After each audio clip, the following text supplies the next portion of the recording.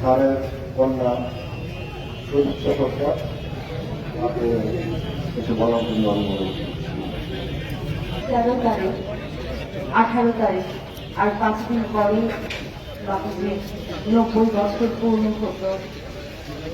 আপনারা এখানে আজকে যারা এসেছেন আপনাদের সবার ভালোবাসায় বাপুজি সিক্ত হয়েছে।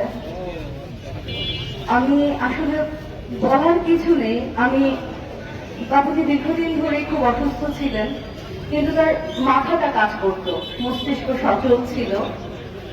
উনি চিন্তা করে গেছেন, উনি লিখে গেছেন, শেষ দিকে আর লিখতে পারতেন না।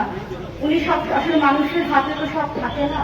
উনি সবসময় বলতেন জ্যোতিষ সরকার সারা জীবন বেঁচে ছিলেন, আমিও বেঁচে থাকতে চাই, আমি শুধু জীবিত থাকতে চাই না। কিন্তু আসলে শেষ কয়েকটা মাস বাপুজি শুধু জীবিতই ছিলেন। আমাদের আসলে দুর্ভাগ্য, বাপুজি তার ইচ্ছাটা পূরণ করতে পারলেন না। তার বেশ কয়েক মাস সত্যিকার অর্থে বেঁচে ছিলেন না।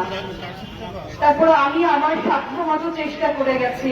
গত 2.5 মাস ধরে আমি বাপুজিকে নিয়ে ঢাকা ময়মনসিংহ করেছি। আমি চেয়েছি বাপুজিকে সুস্থ করে নিয়ে আসতে, কিন্তু আসলে হয়নি। আমরা আসলে প্রকৃতির কাছে বাধা অনেক ক্ষেত্রে। তো আপনারা সবাই আমাদের পরিবারকে শুভ কামনায় রাখবেন। আসলে আমাদের পরিবার কি হারিয়েছে এটা শুধু আমরাই বুঝতে পারছি। আমার বাবার একটা আফসোস ছিল যে আমার নাতিগুলিকে যদি আমি আরেকটু বড় করে যেতে পারতাম, এটা আমারও আফসোস। আমার বাচ্চাদেরকে বাপুজি খুব বেশি দিন তার পরিচর্যা রাখতে পারলেন না। যাই হোক, আমরা চেষ্টা করে যাব। আমার বড় ছেলে যেরকম বলল যে আমরা চেতনায় বাবাকে ধারণ করব, তার আদর্শ, তার রাজনৈতিক মতাদর্শ, তার শিক্ষা, তার জীবন দর্শন যদি আমরা আমাদের চেতনায় ধারণ করতে পারি, তাহলেই তাকে আমাদের প্রকৃত শ্রদ্ধা জানানো হবে। সবাই আমাদের জন্য শুভ কামনা করবেন, বাবার জন্য শুভ কামনা করবেন।